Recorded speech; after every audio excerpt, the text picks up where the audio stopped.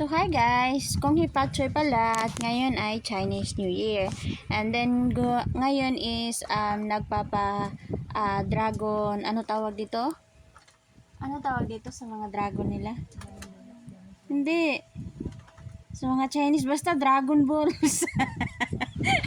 Pero ay guys, hindi siya Dragon Balls ha. Parang nagpapaano sila ng dragon lang tapos papasok yan sila sa mga lobby ng building. Sa Rockwell yan. Yan o may mga dragon na malalaki. Yun. Nag-aano sila, nagbi-visit sila sa iba't ibang building dito sa Rockwell. Tapos, nakita namin kasi na ganyan yung ginagawa nila. Ang ganda lang nila tingnan kasi sobrang laki ng Dragon Ball nila. Hindi ko kasi alam kung ano tawag dito, Dragon Ball ba or Dragon. Yan oh. Ang laki ng dragon, 'di ba? Ang gaganda pa. Oh.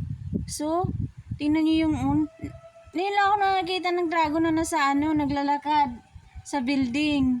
So amazing. Tapos yan, pumasok na yung isang dragon dun sa loob ng lobby. Tapos yan, sayaw-sayaw yan sila. Ganyan kasi yung mga Chinese guys pag pag New Year nila. Yan yung mga parang good luck sa kanila ba na. Maganda yung tuloy-tuloy yung swerte sa kanila sa buong year.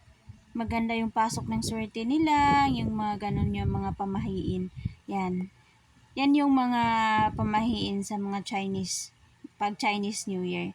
Yan yung ginagawa nila. Hindi talaga mawawala yung dragon na yan.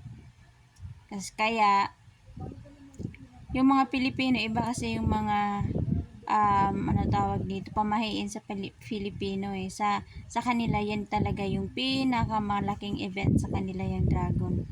Ang gaganda, yung iba nga sobrang ganda nila mag-costume. Yun, ito kasi parang basic lang sa kanila. Kasi yung iba may mga competition